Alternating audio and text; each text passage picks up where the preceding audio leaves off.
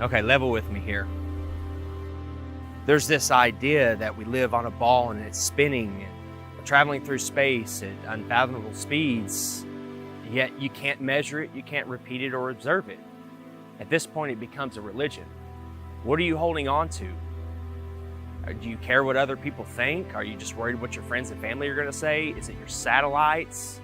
Is it your aliens? There are no satellites in the vacuum of space. Satellites are satelloons. You're aliens. Let's say you're an outer space alien fanatic. What if I told you you can have your aliens too? That they come from outer space, not upper space, but outer space. They are extraterrestrials. Terrestrial meaning terrain, meaning land. So what is it? What's stopping you? You've never seen curvature with your own eyes. You never felt the earth spinning. You've never been able to observe and measure these claims. So at this point, it becomes a religion. Do you want to become free? What if there's thousands upon thousands of other continents? What if there is an actual creator? This place was designed for a purpose. This isn't an accident. Would your life change? We're all supposed to live in abundance. We're all supposed to be here for a purpose and learn and love and live. Being on a ball from an accident of a Big Bang, evolved from monkeys, that's no way to live. That's no way to perceive life. You're an accident. You have no purpose. What's stopping you? Look out here. There's no curvature. 120,000 feet, 30,000 feet, it's nowhere to be seen. Where's the curve? It's time to pay attention. It's time to wake up. It's time to become free.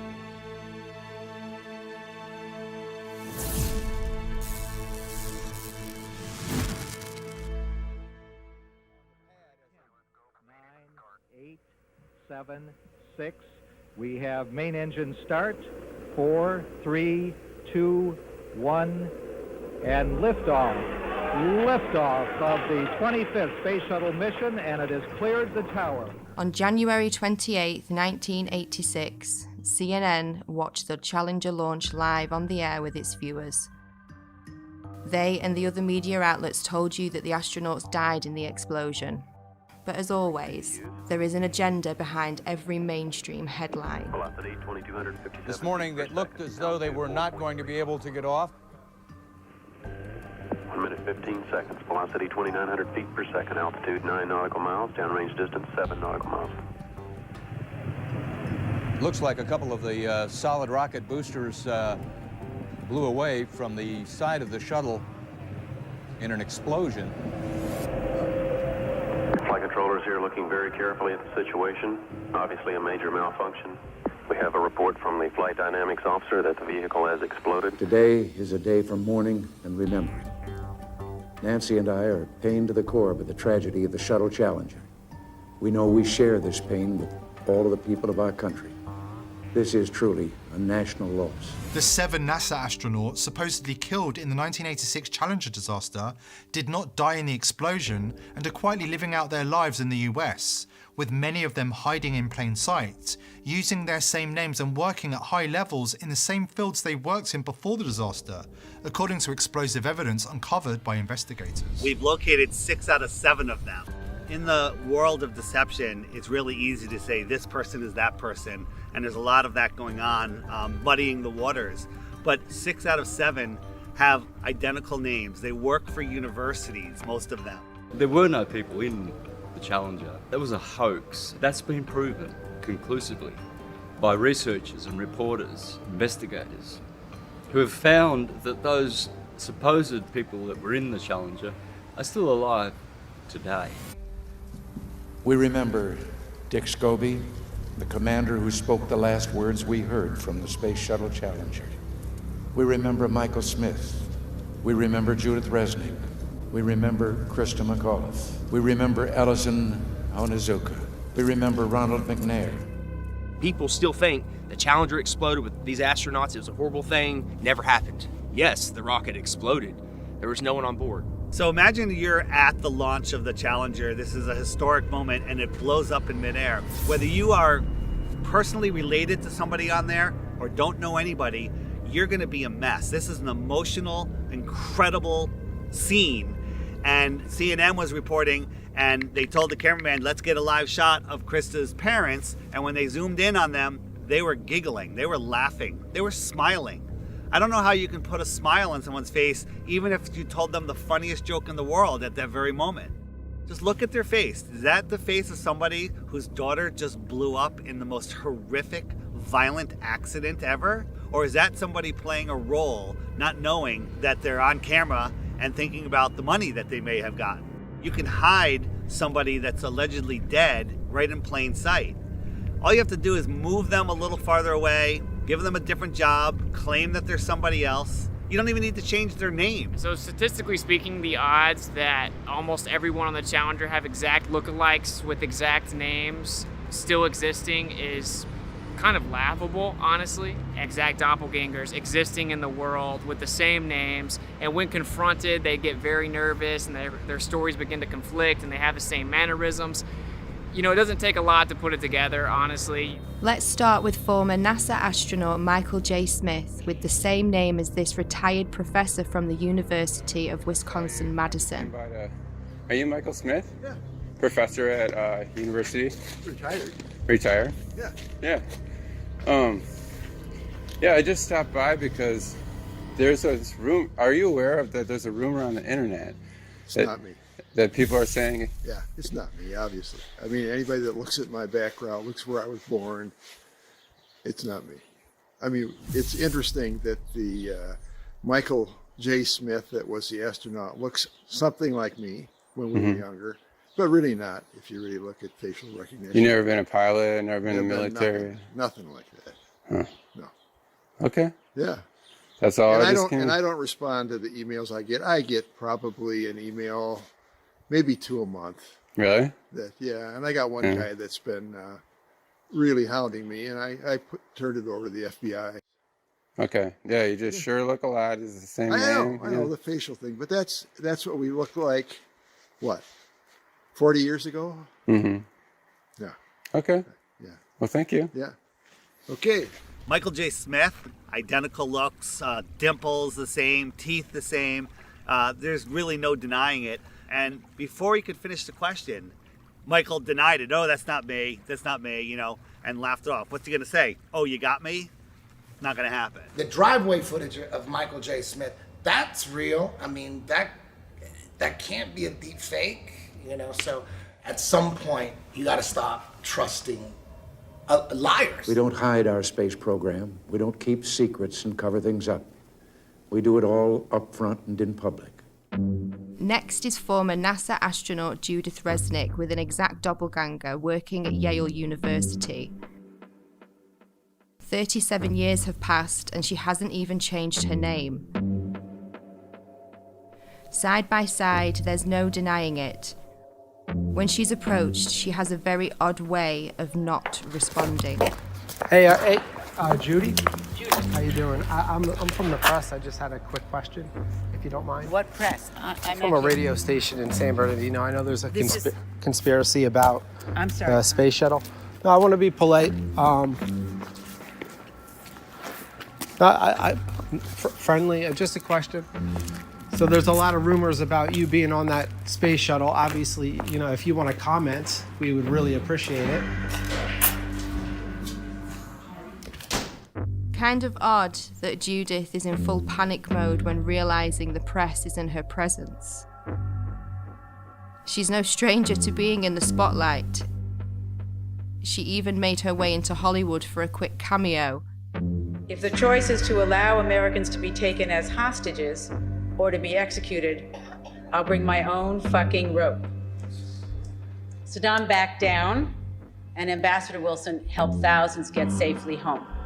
When he himself came home to the United States, he was warmly greeted by our president, who took him to the Oval Office and introduced him to the War Cabinet as an American hero.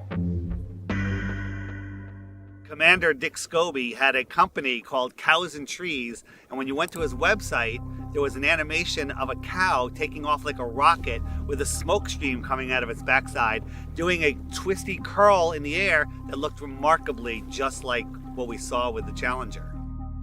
And after we started making videos on that and it started going viral, that website disappeared, never to be seen again. And nobody could have predicted back in 1986 that in 30 some odd years from then, that there would be something called the internet that would bring all this information to the tip of your fingers, and you'd be able to search through pictures, Facebooks, websites, profiles. Now these people are scared. They're hiding their profiles, they're deleting their websites, they're making their Facebooks private. Onizuka and McNair are always together. They're hanging out at NASA and always talking about themselves. Ellison Onizuka, if you look at clips of him back in 1986 when this happened, he actually spoke like, every other word was, Let me say that it's really a pleasure to be back. If you look at clips of his brother, Claude, now speaking, it's the same exact thing. Every other word is, But Ellison's dream is continued to be carried on. I think we got some... we're very fortunate that I think we're ready to go fly. Thanks for being out here today. His brother just so happens to be the spokesperson for the Challenger tragedy. Why aren't there any pictures of his brother back when this happened? Why didn't his brother speak at the funeral? Use your head. Former Governor Ariyoshi, who has a story about a picture that survived the Challenger disaster. Ellison Onizuka came to see me one day, and he wanted a family photo. And he wanted to take it up on a Challenger, and he's going to bring it back, inscribe it, and autograph it. But that Challenger accident happened, and I felt very sorry to lose Ellison. But I didn't even think about the photo. I thought everything else must have been destroyed completely.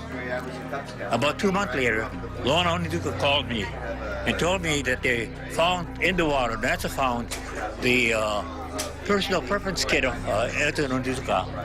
And she said there were two things in there. One was a monk's prayer, and the other was his family portrait. So I told her, oh, then it must be in terrible condition because the astronauts, the big bang up and the ocean in the water for 2 months. She told me, no, it's in perfect condition. And she said, I'm going to bring the picture over to you and present it to you. And then in the meantime, NASA got the picture and they put this together for us. Ronald McNair conveniently has a twin brother named Carl McNair who looks exactly like him and is at a lot of the events now, but was nowhere to be found when the explosion happened. Krista McAuliffe was a fairly new teacher, just 3 years at that school. To get her story planted, all of these people, the parents, the astronauts, everyone involved that you saw, are crisis actors. Essie was at the Cape in the stands to see Tuesday's launch, a sight that she says still haunts her. Why didn't I leave too? But I thought, no, I want to stay and see it. And as she read Mike's invitation for the launch, Miss Hesse said that she doesn't know if she'll be emotionally ready for a service like that in his hometown. Since I won't be able to see you all in person, let me say thanks for coming and have a great time. And I hope you see a good show. George Bush Sr. hand-selected the teacher, Krista McAuliffe. What are the odds that 30 years later, there is a professor at Syracuse University with the name Sharon McAuliffe?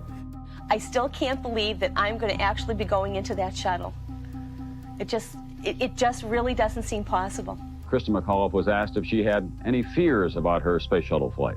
People really feel that space travel is safe now. It's not that earlier feeling that, oh, it's going to blow up or something's going to happen. Right at this point, I feel that I'll be okay if I go up. Well, where's Jarvis? How come you haven't located him? And the answer is, he could have died of natural causes, a heart attack, a car accident, 3, 4, 5 years later, and it would never be reported. The reason they did it was a psychological operation to justify not doing manned space flights anymore and to pull on your heartstrings with an emotional cover. So if you dare question it, then you're immoral. And then when you look into it, you find out, of course, that you have all these people still existing in the world. So basically a government version of witness protection for NASA. Our nation held a vigil by our television sets. In one cruel moment, our exhilaration turned to horror We waited and watched. They were waiting and watching. When they saw the explosion, there was confusion. Was something wrong? The principal and teachers weren't certain either. Then it got very quiet as the horror of it began to register. Besides the trauma-based mind control and putting children through that trauma, it reinforces their model. It reinforces their religion. Look, this terrible thing happened. We're trying to go to space. We're trying to explore for science. But look, all those people died. But at 1 o'clock, school was closed. It had to close. I felt as if my whole body blew up inside when I saw that.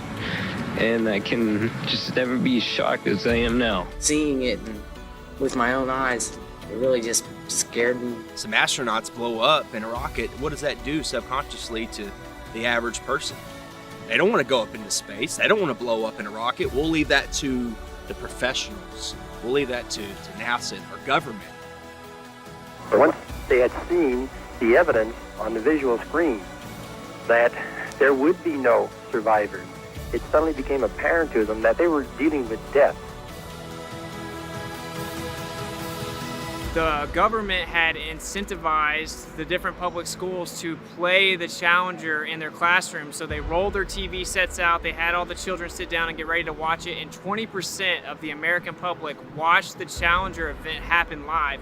And within 1 hour, 80% of Americans had seen the Challenger tragedy happen. So just like with 9/11, they have everyone see this traumatic event, and then we're all in unison that we're traumatized. When it blew up, it was a form of trauma-based mind control that some people will never grow out of, and then the emotions kick in and you're unable to think logically about what's going on. Of course this was planned. They made every school show this event live. They wanted these kids to grow up defending this tragedy. Think about how many field trips come here, unfortunately. And they go in and watch that Heroes and Legends thing, and they come out thinking that this is the greatest possible hero that they could ever be. And that's just, they're actors. And we're building them up higher than your father, police, military, all these people that are actual heroes. These are actors working for a government agency. So. Next. Hello. Hi. I'm going to get one of these signed if that's all right. My name is Justin. Justin? Yes. I-N? Yes, with an I-N. Where are you from, Justin? Orlando. Oh, so you're not far from home. Not too far. No, I'm okay on a picture, but thank you. I do have a question though. Sure. Sometimes when we're watching the ISS footage, you'll see the astronauts sometimes connected to like wires and harnesses. Is that to keep them like in the frame during the broadcast, or what's the reason for that? No, I haven't actually. You mean while they're inside the shuttle? Yeah, like when they're inside the ISS, sometimes during the feeds, the broadcast, you'll see kind of yes, pulling on their belts or something like that. I bet that is. I have not personally seen that. Oh, really? But I know that they try to be still when they're doing talking to someone, and then they usually try to release and do like a flip at the end or something like that. Because I've seen the flip before, and it almost looked like a foot was caught like inside something, but there was nothing really there. It was really strange. I didn't know if there was something to kind of like hold them in place or something. We never had anything like Oh, that, okay. but they may have learned over time that it was hard to stay still, and they may have come up with something. Did you ever think the public would find out that all the spacewalks were filmed underwater? Did you have any comment on that? Well, we train underwater. Oh, okay, but only training? Only training. Okay. Most of the public have no idea that the ISS is located in an underwater neutral buoyancy lab in Houston, Texas. The space station footage that they trick us with is not travelling at 17,500 miles per hour above your head. It's all being filmed here on Earth. An exact ISS replica underwater. Coincidence? It's a pretty simple process. Film your footage underwater, remove the water layer, add in your CGI Earth layer, and cast your spell.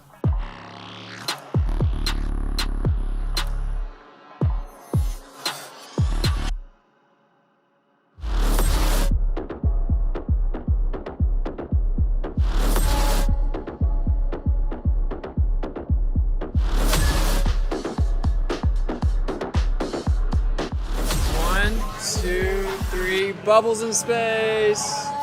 The International Space Station, that's a complete fraud. It's a complete hoax. I don't believe that all these astronauts are living up there and doing all this. Every single time that they do some type of live demonstration, you can see some type of faulty wiring, some type of glitch. They're literally being held up by strings. Green screens, wires, CGI, augmented reality, all sorts of issues. Think about this. They always have the women with long flowing hair. That would never be allowed. They literally spray hairspray in their hair to make it look like their hair is floating in zero gravity. The International Space Station, brought to you by the same guys who faked 6 moon missions. Yeah, I believe that. I don't know exactly how they're videotaping themselves. They could be on one of those zero-G planes and, doing it all in there. I'm not sure how they're doing it, but I don't believe it at all. It looks like a bunch of green screen fuckery. I don't believe that at all. The space station is a serious place.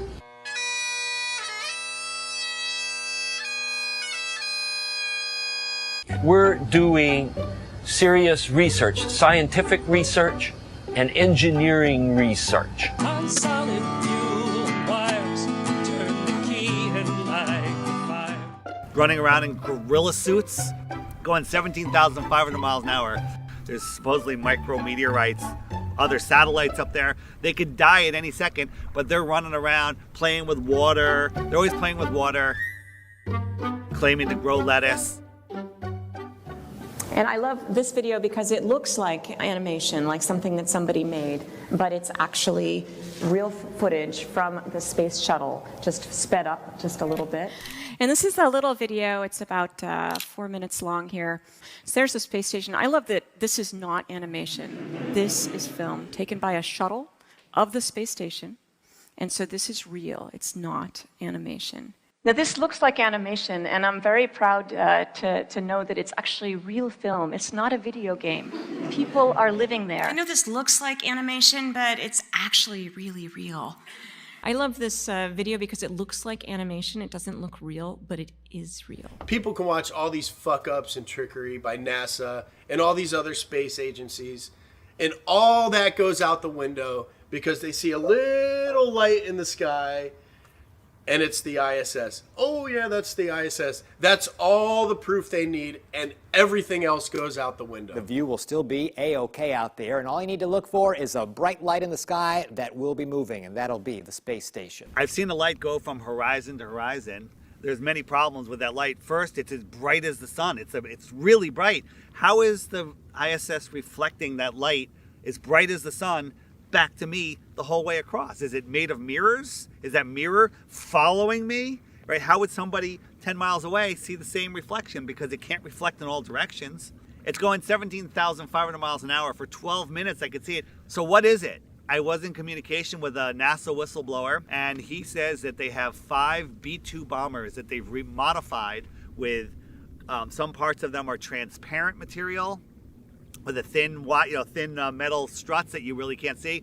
The bottom was overlaid with LEDs to match the color of the sun, and they use them in their base. 2 of them are in Alaska, and I forget where the other ones are, and they take turns doing these flybys.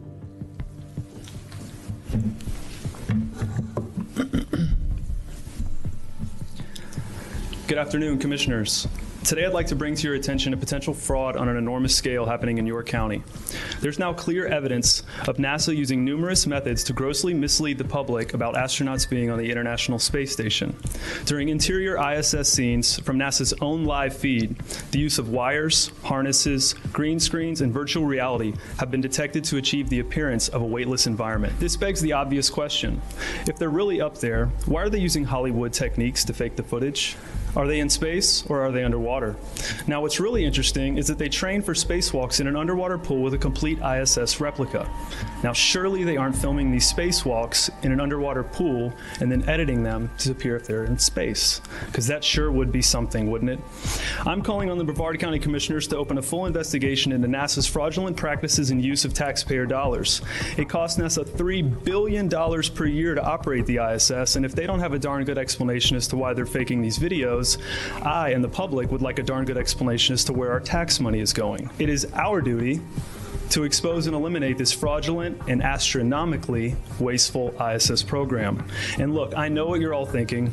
NASA is part of the federal government, and you're just county commissioners. Even if what I'm saying is true, what can you do?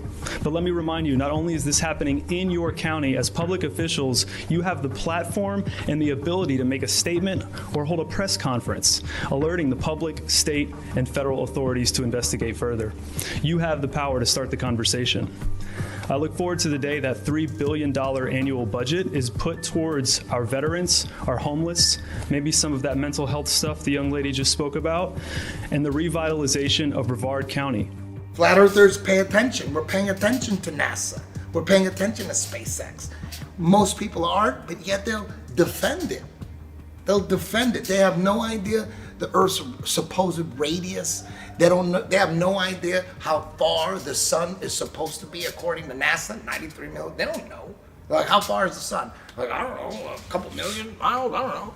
They have no idea, but they're defending it to the death. You know, once you start paying attention and have an open mind, pay attention.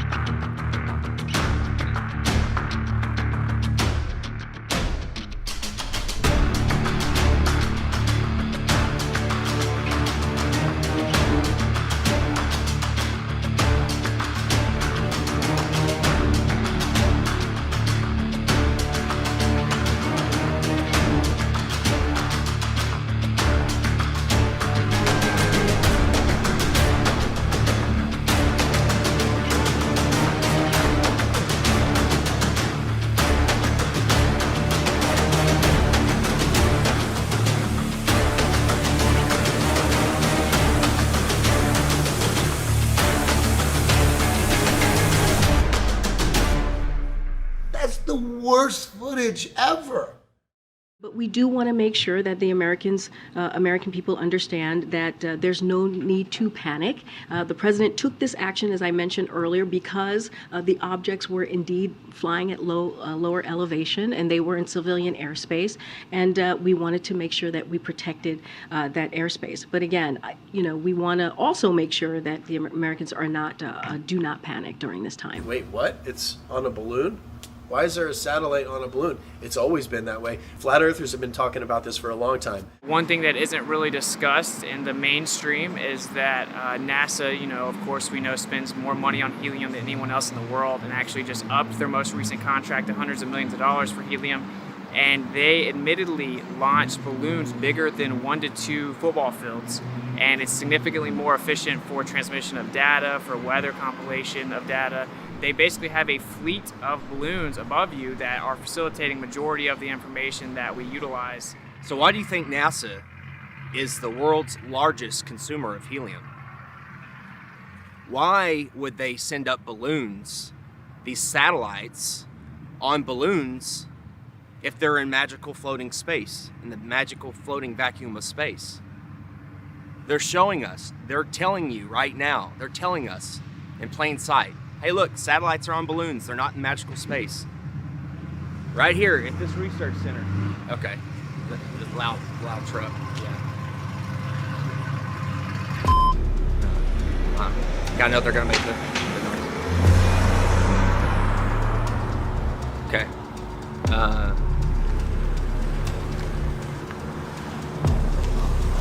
Howdy. I was just doing some filming. What? Oh, just anything we can see. We're just doing a documentary on the balloon launches and all the cool stuff. Yeah, we're independent journalists. Don't we film me? Come on. Well, I mean, we're in public. There's no expectation of privacy. Well, we tried to call them. They said they weren't doing any tours. Yeah, they said we weren't doing any tours. Hey, of course, you got to do your due diligence and make sure there ain't nobody out here potting shit. Yeah, well, I get it. Like Johnson Space Center, they have armed guards. Yeah, they will shoot you. Yeah, they definitely do not operate. Do not run up in the air. Yeah, like you're gonna do nice. No, we're just infatuated with the Satelloons, Yeah. We didn't even know they existed. It's cool that they're all going up on balloons. We didn't even know. We were taught, they're just orbiting by themselves. Or they're shot up with rockets. Yeah, they're shot up with rockets. That's all. It makes is. more I'm sense like, on a balloon, so we're like, okay, well, this makes sense now. Unless they got some top secret stuff I don't know about. You don't know about any of these satellites without the balloons? The idea that you would need some type of box that free falls in orbit around a ball is really just a fiction of imagination. That we don't need that at all. We don't utilize that. Satellites have been on balloons since the 50s, and they've always been on balloons. They just lied about putting them in space. There's no evidence at all of satellites in space. They would have to have a propulsion system. Even if you believe that the Earth is a ball, you must also believe that satellites cannot propel themselves without a source to thrust. Okay? We know that they don't have engines on them. What's making them go around? They don't make sense. Then you find out NASA owns 98% of the helium. Then you find out all these satellites that crash have balloons attached to them. Then you can deduce they actually float these satellites over balloons. It's that simple. If all these satellites are moving 17,500 miles an hour, some are moving this way, some are moving that way, it's common sense. There's 50,000 of them. They're supposed to hit each other eventually, but none of them hit each other. Come on, guys, wake up. There's no satellites. There's no proof of them. The only proof we have are things floating on balloons. Arthur C. Clarke in the 50s wrote a book theorizing about satellites falling around on Earth in an endless fall. Shortly after, we all of a sudden had satellites falling around the Earth. Now think about it. The Earth is spinning at 1,000 miles an hour. It's orbiting in an elliptical orbit, speeding up and slowing down at 66,000 miles an hour. It's chasing the sun in another curved orbit, and we somehow have geostationary satellites. That's a satellite that stays above the same plot of land. So it's mimicking the spin, it's mimicking the orbit, it's speeding up and slowing down and staying over that same plot of land, and it's just falling in an ever-ending fall.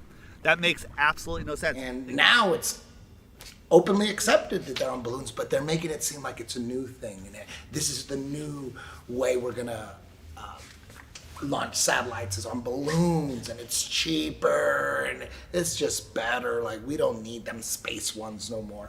People are starting to figure it out. That's why they're going back to balloons. And majority of all the transmissions we use for our cell phones or quote-unquote satellite TV are all ground towers. They all send transmissions from the ground tower to tower, admittedly at high elevations. And of course we have underground and undersea cables that make up 99.9% of all transmission. So this just a facade in people's mind that you have little metal boxes flying around giving you all of your data. None of that is real. Oh my God, I'm calling my brother. That is freaking beautiful. Okay, there you have it. Artemis fly. Wow, it's flying right now. Whether it's the ISS or the rocket launch, the second someone sees it with their own eyes, they think it's real. This is freaking amazing. Oh, there it is. What the heck happened? They don't even know what the fuck's going on. The reason that you can always find a video of a rocket from NASA taking off and then slowly making a U-shaped arc is not because it's going around the ball and going to the other side or going out into space. It's because shortly after these rockets that are funded by your tax dollars take off, they only have a certain amount of time before they crash back to the Earth because they run out of fuel. It's all made up. So what really happens is they launch them near the ocean in Texas or in Florida. They will never launch a rocket from the middle of the country. It won't make it to the ocean. It'll crash on dry land. Okay? So NASA has to launch rockets from Texas in Florida because it's right by the water. If they wanted to launch a rocket from Little Rock, Arkansas, it wouldn't even make it to Texarkana. So when they launch rockets in Cape Canaveral, Florida, or in Houston, we have a problem. Yeah, the problem is you can't get past the firmament. In 1962, 7 years before they faked the moon landing, Operation Dominic began. A series of 31 missiles were shot straight up into the sky to test how high humans can actually reach. They quickly figured out not far at all. It seems that whenever they were shooting these missiles up into the sky, they were actually interacting with different layers of this plasma field or this electromagnetic phenomena, and it seems to have fluid-like properties. As it actually hits a certain portion of this force field, if you will, it begins to disperse and seek equilibrium based on the impedance of the electromagnetic layers. Why is it when we review this footage that these things are exploding? It looks like they're hitting a barrier. Testing the strength of the firmament, and they weren't able to penetrate it. What's going on there? What is this? In my opinion, I think that they were trying to find a way to possibly get out. There's a firmament above us. So everything is as above, so below. Obviously, many people are becoming aware that there's a firmament above that many people are now starting to realize is impenetrable. No matter what you do, you can't go straight up in the air and keep going. An interesting rocket launch was the amateur Go Fast rocket. They gave us something that NASA and SpaceX never gives us, an uninterrupted feed from their camera. If you watch a NASA launch or a SpaceX launch, there's 4, 5, 6 cuts before it even clears the launch pad. Gave us an uninterrupted 72 miles, I think. Went up, and all of a sudden it went kerplunk, it hit something. It went up, and it appears to have hit the firmament. One thing I really want your generation to embrace is that the Earth is a closed system. We cannot leave the Earth. There's no place to go. There is water surrounding us in all directions, including directly above us. We now know that there's something called superfluid that exists. You could have helium-3, and it could actually offer full electromagnetic propagation perpetually without any impedance. Based on the things that I see, such as Crow 777's lunar wave observations, I think that there is clearly a fluid-like medium above us. The waters above in ancient astronomy, which was the same science as astrology, except one was more theological and one was more secular, they taught that this was called the crystalline sea. And in the book of Revelation, it speaks about the crystalline sea. It's the 9th heaven. The waters above, it's firm. I think the evidence is pretty overwhelming that there is a fluid-like medium above us.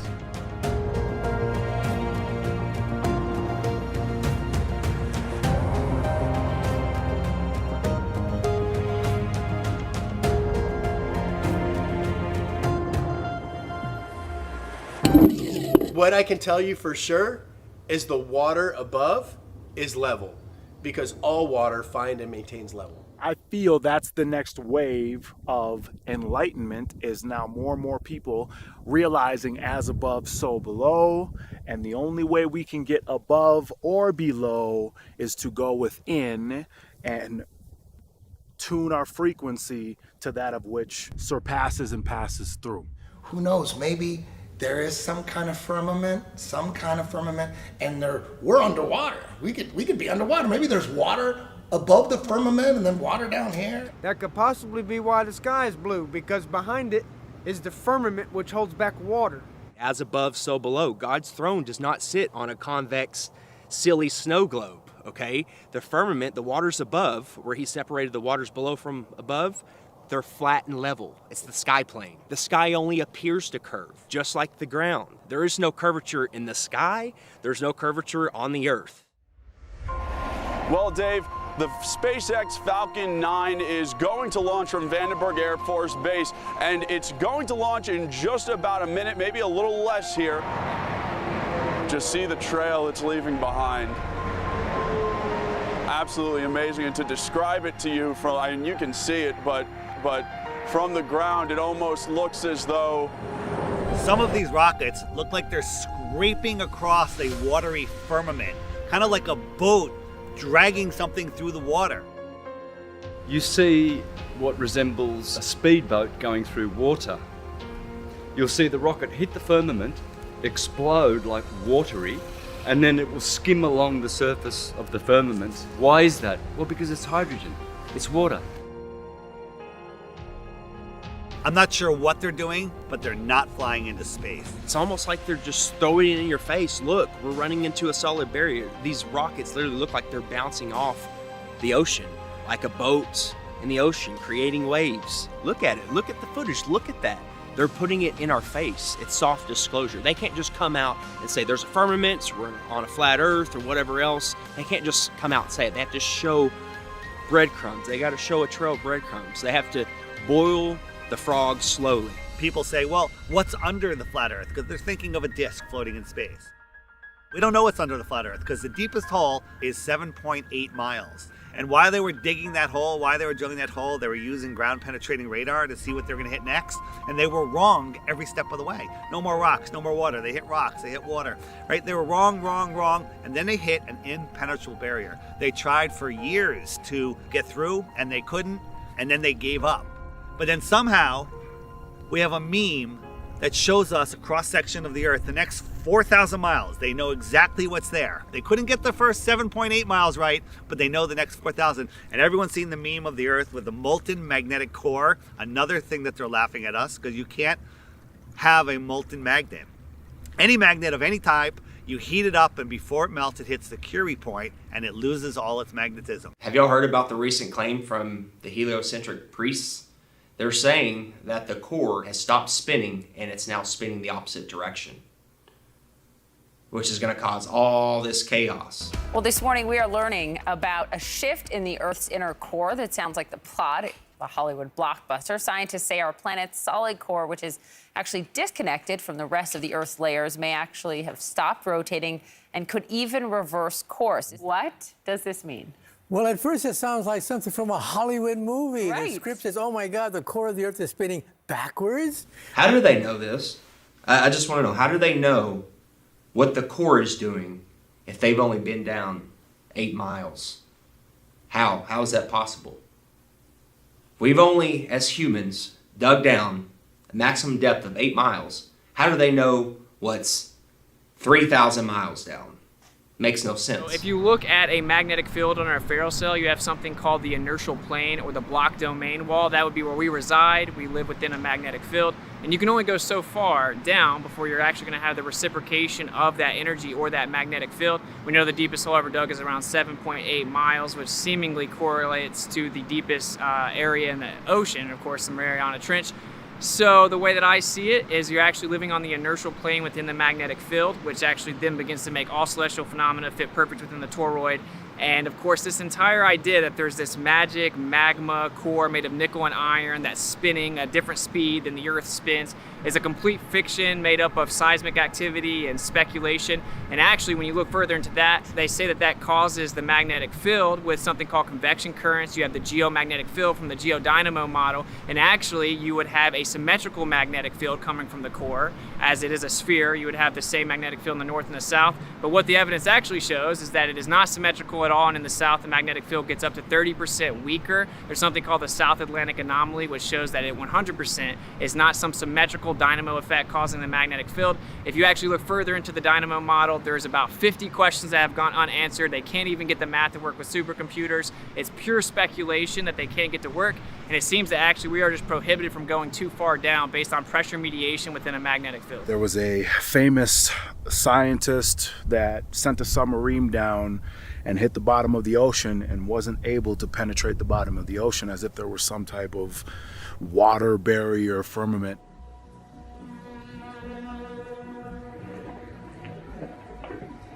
One of the strangest places on the ocean's floor was only just discovered in the 1990s.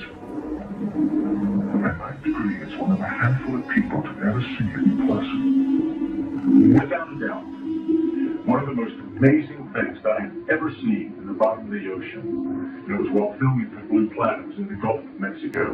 I noticed there's something out in the distance. Couldn't tell exactly what, but it looked like a dark band. And as we approached it, the dark band became a donut. I saw this donut that was black in the center. What the heck is that? And so as we get closer and closer to it, I noticed that the black band had what appeared to be kind of steam over it. And then I looked, and there was water lapping against the shoreline. This band was a ring of mussels. And inside the ring of mussels was a lake. And it's like, wait a minute, I'm already underwater. We went out over the water in this lake and tried to descend in it and bounced off. It was so super saline and dense that the submarine couldn't go down in it. We literally bounced off, and as we bounced off, we sent ripples heading back to the shoreline. It's because of the firmament. It's firm.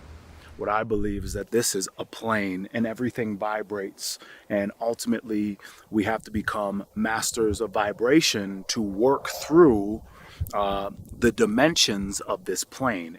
This is the third dimensional plane. So this physical,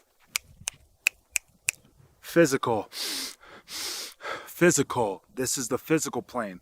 Now, if we close our eyes and we envision something, our brain doesn't know the difference between a thought and actual reality. So they teach us about gravity when we're young kids, because when you're a young kid, you kind of believe everything that you hear. They tell us that gravity was discovered by a guy named Isaac Newton. And by the time he was 23, he had discovered gravity, invented calculus, and trigonometry. Well, I'm telling you right now, none of that happened. Gravity's just a theory and an excuse, really. It's real simple. If there's a force strong enough to hold oceans to the planet, there's a force. We should all be stuck to the ground.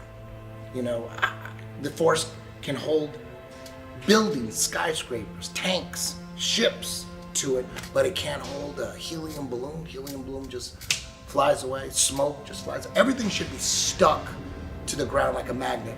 If there's a force holding oceans to it, it doesn't make any sense. Once you look at gravity and you try to prove that it's real, you'll discover there's no proof of it, and that there is only proof of density, buoyancy, and electrostatics. Electrostatics is a proven thing. We all know that a positive and a negative will attract towards each other. So the Earth has a neutral or negative charge. Everything above it has a positive charge, and it is attracted to it. Everything that exists is electric. There's not one thing that exists in the entire world that is not electric. It's actually the unifying force that keeps everything here, holds everything together, and everything seeks equilibrium based on that. So everything's trying to find a state of rest based on its electric phenomena or its electric nature within the environment that we exist within. And then when you start to look further into it, you find out that on the smallest scale, electrostatics is significantly stronger than gravity is even claimed to be. Magnitudes greater, 10 to the 36 power to be specific. So everything, simply put, everything that exists is electric. Everything that is falling to the ground or not falling to the ground is seeking equilibrium based on electrostatics. We can actually test this. We can use something called a corona motor, and whenever we manipulate electrostatics, we can make things levitate. We can make things go up or down, and we can actually change how fast they go down. We can also manipulate the weight of an object simply by manipulating electrostatics. And of course, that's how science actually works, is you do an experiment that shows you what the cause of the effect is, and you can manipulate electrostatics and cause the effect of downward acceleration, commonly referred to as gravity. Of course, I've never seen a test that manipulates space-time, and you will never see that. It doesn't exist. Everyone thinks that the reason things fall is because of gravity, but actually everything that exists is electrostatic. So whenever things go to the ground, they're seeking equilibrium, so they go find their balance on the ground where their charge disperses or spreads out in through the ground. So we have positive charge in the air, We have negative charge on the surface of the earth or on the ground, which is why it's called grounding. And then we introduced positive charge, and then it went back down to the ground to seek equilibrium. This shows that that's actually what objects do when they fall to the ground. They go to the ground because of the electric forces, and they seek equilibrium on the earth. We knew about it as in the 1950s, even earlier, and it's all been hidden because if humans were allowed free energy, free movement, and able to explore, we would find out what this place is. We'd find out our position in this world. And that's the number one thing. Why are they hiding flat Earth? Why? What's the motive? And the motive is to keep us dumbed down, not knowing who we are, not knowing where we are, not knowing the true power that we have, and not having true freedom. So ultimately, the master plan in all of this is to fake an alien invasion. I think one of the biggest upsets with globe believers when they hear flat Earth is we're taking away their Star Wars. We're taking away their aliens. We know aliens, extraterrestrials, have been documented since all recorded history. I've actually personally seen UFOs multiple times from like the age 18 up, probably 7 different times I've seen UFOs. I know it's a very real phenomenon. What about the secret space program? I call it the secret propulsion program. They're using electrostatics and other technology to maneuver around. Maybe they're even just pulling energy out of the air. We can go back to, I think it was Reagan in his famous United Nations speech, talking about the world coming together, facing a universal threat. Perhaps we need some outside universal threat to make us recognize this common bound. I occasionally think how quickly our differences worldwide would vanish if we were facing an alien threat from outside this world. They knew back then that that's the best way, the most powerful way to get everyone to unite into a one world government. If suddenly there was a threat to this world from some other species, from another planet, outside in the universe, we'd forget all the little local differences that we have between our countries, and we would find out once and for all that we really are all human beings here on this earth together. Well, I don't suppose we can wait for some alien race to come down and threaten us, but I think that between us we can bring about that realization. We did secure some footage of the flying disc in the hangar. The code name for the project is Equipe, and it has been designed for humans to fly. We asked the scientist in charge of the project what propulsion system the craft uses, but he would not divulge what he called classified information. As to how much of it is man-made or something that maybe you wouldn't understand, that's a great question, who knows? But I think that they've simply reverse engineered ancient technology and then hid it from the masses so that we don't know what it is. And you can look back at the Germans and they explain that we're using electrogravitic propulsion. And so with electrogravitic propulsion, you could attain perpetual flight, you could defy, quote unquote, defy physics, you could attain all kinds of changes in angular momentum on a dime. Man-made technology that we don't understand yet. I don't know, maybe there's other humanoids or aliens, whatever you want to call them, like that way and that way, but up there, I don't believe it. UFOs are real. You guys are just confused where they come from. They don't come from some far off planet trillions of light years away. They come from the outer lands and possibly under the ocean. I personally believe that the government is so evil that they're devising any type of plan that they can to manipulate people into one world government. They call it the New World Order. One way that they can manipulate people is by destroying cities with missiles and lasers and all sorts of destructive bombs, and then they could blame it on aliens. They could say that aliens are coming when really it's our own government. Now man has reverse engineered that, so we do have them here now. We know our government has this technology. If they fake an alien invasion, they get the New World Order, which they want. They thought COVID lockdowns were bad. We found out that they pretty much lied to us about everything to push an agenda of more total control. We're closer than we've ever been to World War III, all of this other stuff, and now the only way for them to truly, in my mind, get what they want or supersede the timeline, speed up the timeline, is to fake an alien invasion. The moment they do that, everybody panics. The government has to step in as a one world government. All governments come together to fight an outer worldly threat. And then we're all in lockdown like you wouldn't believe, because we got to be aware of the alien viruses. I mean, we're already scared of the human viruses. Now we got to be scared of the alien viruses, and we're fucked. So that's, I think, the end game. And it's pretty easy to see that that's what they're gearing up for. That's why they're telling us there's a mothership in our... No, shut the fuck up. Like, we've had this technology for years. They've taken our focus and put it up there and not to the outer lands or the extraterrestrial areas. When someone says extraterrestrial, what does that mean? It means extra terrain. So it's a lot more prevalent that the world is bigger than we know, in my opinion, than these beings are traveling millions of miles or light years away to come here. I believe they won't let us go past Antarctica. So if they won't let us go past Antarctica, my favorite show in the world is Attack on Titan.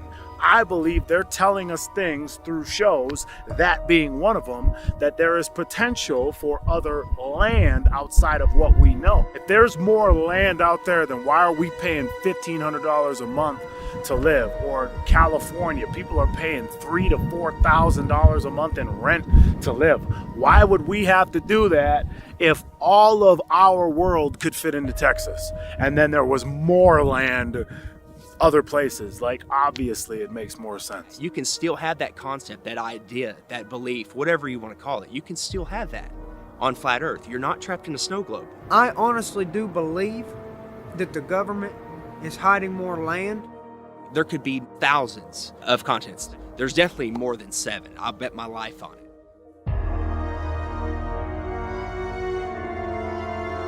Relax.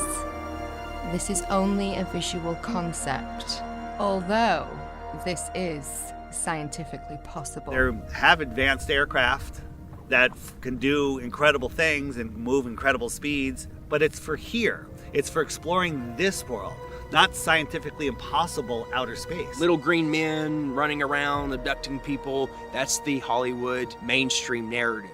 There are underground caverns.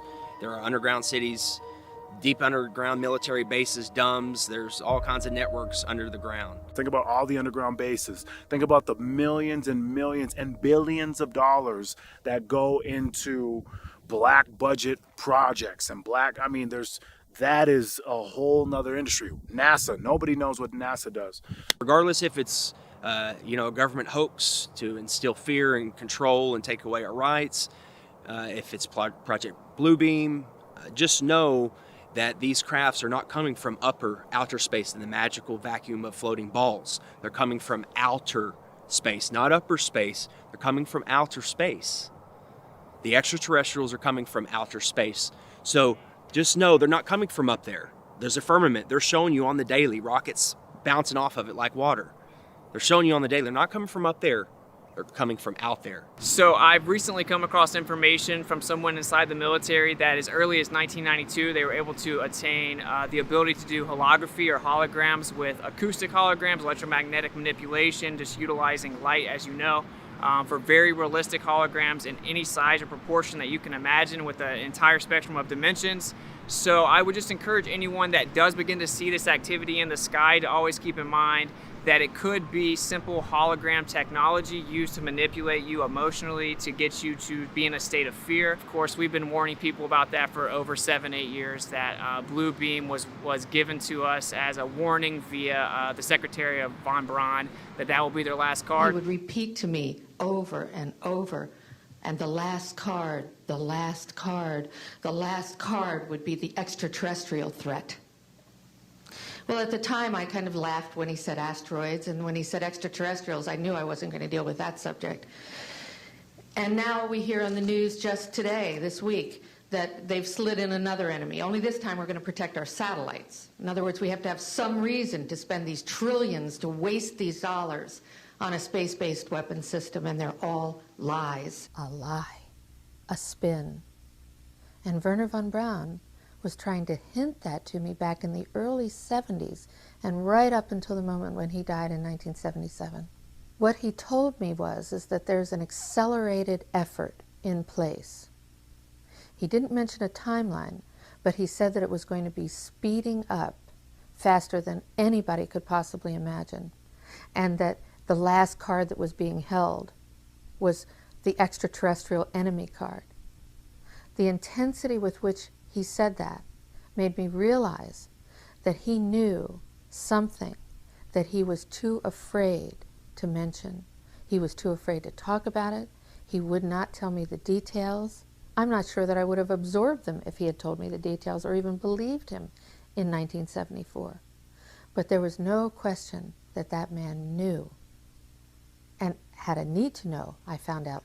The look in his eyes made it clear to me that he knew that there was something going on that was a big secret that he could not divulge. That'll probably be their last card. I think that's where they're heading. They've got the technology, they've got amazing advanced stuff which they've held from us, the elite families, for millennia. And also, there's patents for this, guys. There's patents, old documents, patents, US government, Russia government, German government, everyone. They have patents, documents from dating back to the early 1900s of building these machines by hand. Why are they building these machines? For what? What is the whole plan? If these are some special things coming from above, then why does man have to build them here to scare you with them? Why does man have to create blue beam technology to, coming soon, scare you with this stuff? Because none of it's coming from above you. None of it is random, okay? It's either coming from the outer lands, under the ocean, or they're man-made, or blue beam, or all the combination of what I just said. But there's nothing coming from above your head, so please stop. Stop holding on to your alien bullshit. Let your ball go. My name is Joseph Spencer. I was known as a man in black. Following 7 years acting as a counterintelligence agent for the CIA, I was recruited for a new assignment that entailed working within above top secret operations. I was aware of the black budget projects, but never knew the context of them due to their high level of secrecy. Even the president was denied access to their inner workings. Annually, billions of dollars are poured into black projects, which operate without any supervision or intrusion. They have full autonomy.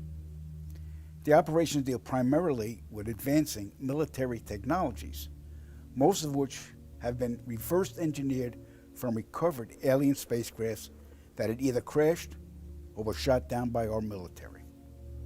The public, sadly, will never, ever have knowledge of these operations. Since the early 1950s, scientists have been developing holographic technology, and over the years improved it to a state that we can only imagine. As I stood there staring at the bomber, which looked so absolutely real and solid that I could reach up and touch it, I contemplated the possibilities. What if this projection was 1,000 feet up in the sky? How would anyone know that that was an illusion? The Phoenix Lights craft, witnessed by 10,000 people, was the first grand-scale skybeam test upon the public. It succeeded beyond expectations. In October 1938, Orson Welles unleashed his War of the Worlds radio broadcast to the American public. It was so realistically portrayed, vast portions of the population went into panic. Terrified citizens scrambled to evacuate their cities in droves. America had been easily tricked by very simple means. In the year 2024, the world will stand witness to a massive alien invasion. Thousands of projected holographic alien warships will blanket the skies, sending people into a panic. Real military crafts within the holograms will inflict actual damage to the surrounding areas to sell the gimmick. And as a result of the ensuing human chaos, a one-world government will immediately form without any resistance from the people. They will be the new world order. Once this happens, we as a people will be doomed to enslavement and accelerated depopulation. With that said, the only hope for human salvation is to acquire and spread the knowledge of these activities and agendas. Resist, retaliate, then conquer this imposing enemy. The time is now. The time is now. The time is now. Take a ride on my plane, things will never be the same. Remove the programming inside of your brain. You gotta open your eyes and look at the horizon. You can feel it inside. I'm gonna make you realize that you are not an animal spinning on a waterfall. Is that what you really thought? Come on, level with faith. Yeah, level with faith. Yeah, get on my level right now.